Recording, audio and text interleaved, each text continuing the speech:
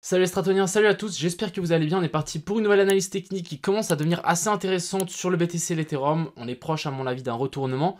On croise les doigts, on verra ce que ça se passe. On ira faire un tour bien évidemment sur IMO, sur SUI, donc c'est la position qu'on a ouverte sur le copy trading, Océan, RSR qui m'ont été demandés.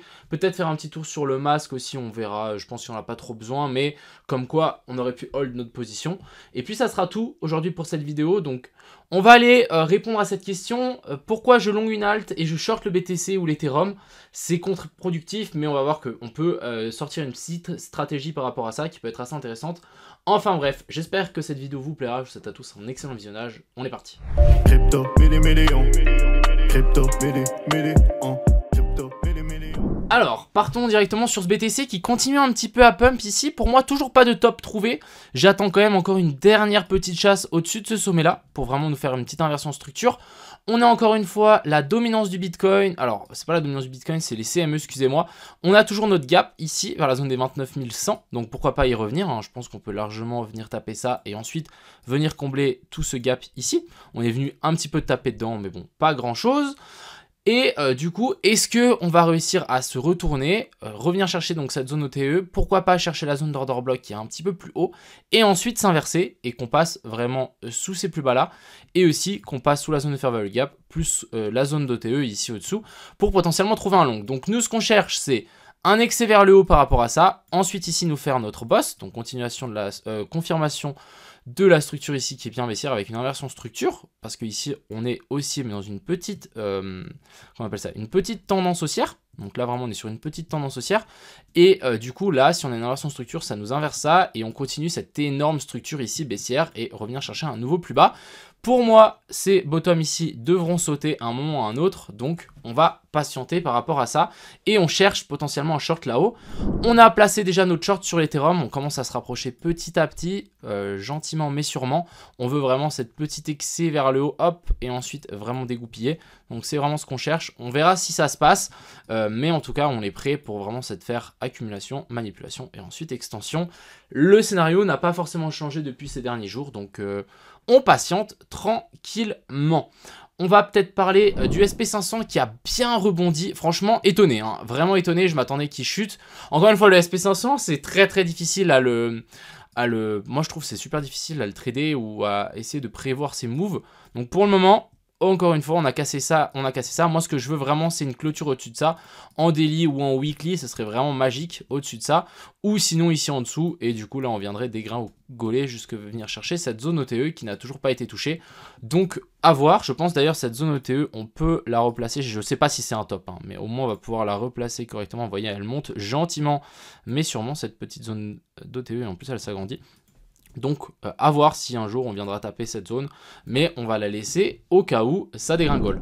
Ensuite ici on a l'indice du dollar qui peut-être commence un petit peu à faiblir.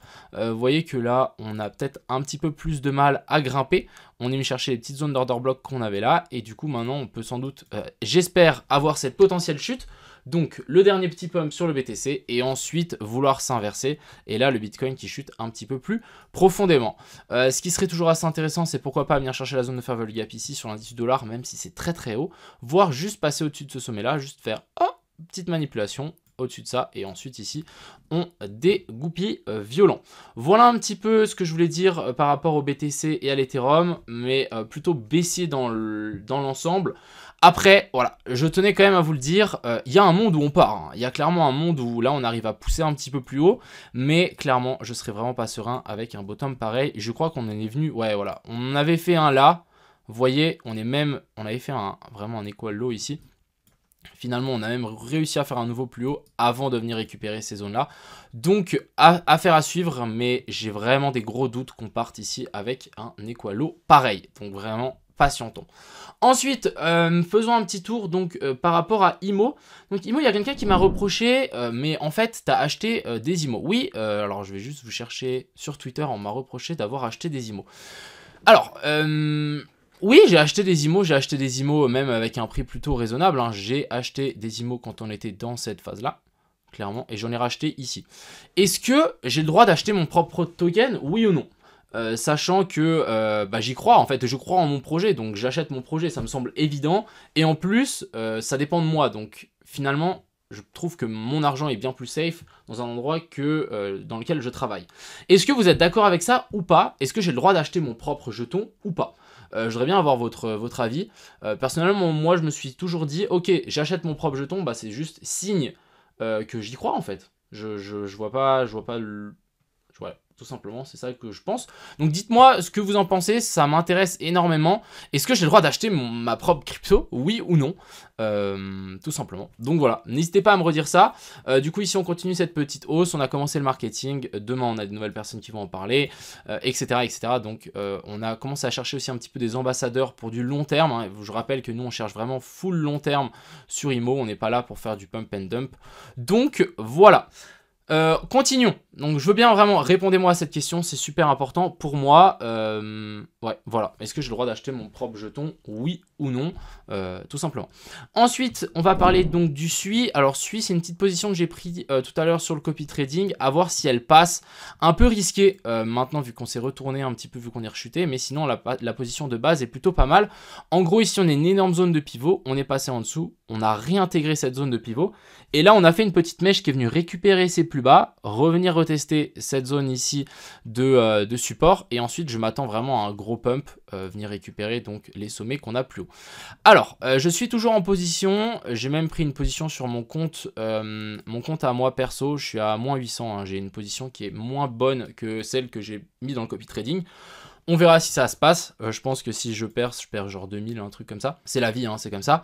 Mais en gros, j'ai décidé de rentrer là, étant donné qu'on est venu récupérer les liquidités qu'on avait placées là. Hop, avec cette mèche. Et ensuite, ici, on devrait techniquement repartir. Ce qui est pas mal, c'est qu'on est venu ici faire un petit boss. Mais le problème, c'est que ce boss ici n'est pas dans une zone d'inversion de structure. On n'est pas dans une zone OTE final. Non, on est... Ouais, je me suis emmêlé les pinceaux. Mais on n'est pas dans une zone OTE. Techniquement, la zone OTE, depuis cette dernière hausse ici, devrait être beaucoup plus bas. Elle devrait être par là, vers la zone des 1 à 0,97. Donc à voir, est-ce qu'on va redescendre dans cette zone-là avant de vouloir vraiment repartir, ou est-ce que ici ça suffit, juste faire cette petite chasse des liquidités et ensuite vouloir repartir. On est venu faire un boss ici, après voilà, en une heure on l'a pas du tout, on est juste venu mécher au-dessus, donc... méfiance.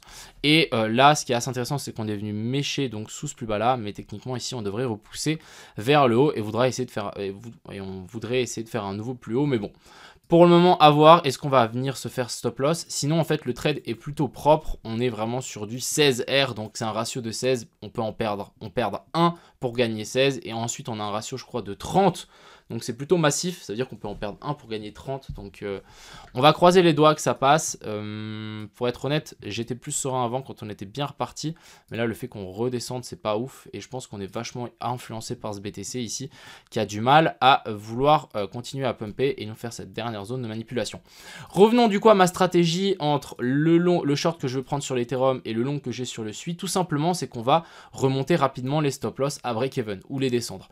Donc en fait, ici, dès qu'on aura la mèche qui va venir nous chercher et ensuite on va vouloir chuter, on mettra directement notre stop loss à break-even pour être sûr que si on continue à pumper, bah on perd rien. Et même chose ici pour le SUI.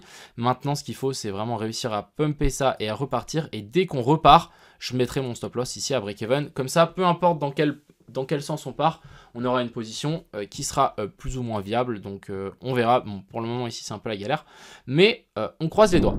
Ensuite ici on a le Océan qui m'a été demandé, qui a pris plus 10% aujourd'hui. Alors vraiment méfiance, ok, plus 10%, super. Mais pour moi ce que j'y vois c'est juste une recherche de liquidité ici. Et pour moi les liquidités sont vraiment ici en dessous aussi. Donc clairement pour moi on récupère au nord, petite manipulation ici. Et ensuite, on vient récupérer la zone OTE et les liquidités qu'on a laissées là. Donc clairement, je ne voudrais pas FOMO sur ces plus hauts là. Et ensuite, on a le RSR qui m'a aussi été demandé. Donc on est vraiment sur un plus bas de chez plus bas. On va pouvoir tirer, donc continuer à tirer cette zone de pivot qu'on a là, pas d'inversion structure ici. Maintenant, on est venu faire un equal low, donc entre là et là, même si on est venu faire une inversion structure. Donc techniquement, ce plus bas là devrait tenir. Pour le moment, il tient. On n'est pas passé loin, mais techniquement, il tient. Et il faudrait réussir qu'on arrive à réintégrer cette zone de pivot et vouloir essayer de pousser et nous faire une inversion structure avec un boss au-dessus de ça. Pour le moment, c'est pas gagné. Je pense que même si on a fait cette petite inversion structure, pour moi, on est quand même haussier. Mais voilà, on peut peut-être faire une petite mèche et repartir très vite. Donc on n'est pas à l'abri d'un petit tour pour rect les derniers stop loss ici en dessous et vouloir vraiment push beaucoup plus haut. Après, si on dézoome un petit peu, on est vraiment en train de s'écraser complètement ici dans ce range. Donc je vous dis, quand le RSR voudra repartir, hein, vous savez que c'est une alt qui est assez puissante, ça peut partir très fort. Donc clairement à surveiller. Voilà un petit peu ce que j'avais à dire aujourd'hui. J'espère que cette courte vidéo vous a plu. Redites-moi pour ma question, est-ce que j'ai le droit d'acheter mon propre jeton? Si j'y crois, tout simplement. Et je pense que heureusement que je l'achète, parce que imaginez je l'achetais pas et je disais non mais je vais acheter un autre truc, je crois plus à un autre truc. Ça me semble un peu logique. Donc bon, voilà, redites-moi par rapport à ça. Et je vous souhaite une excellente soirée. C'était Crypto Million. Ciao.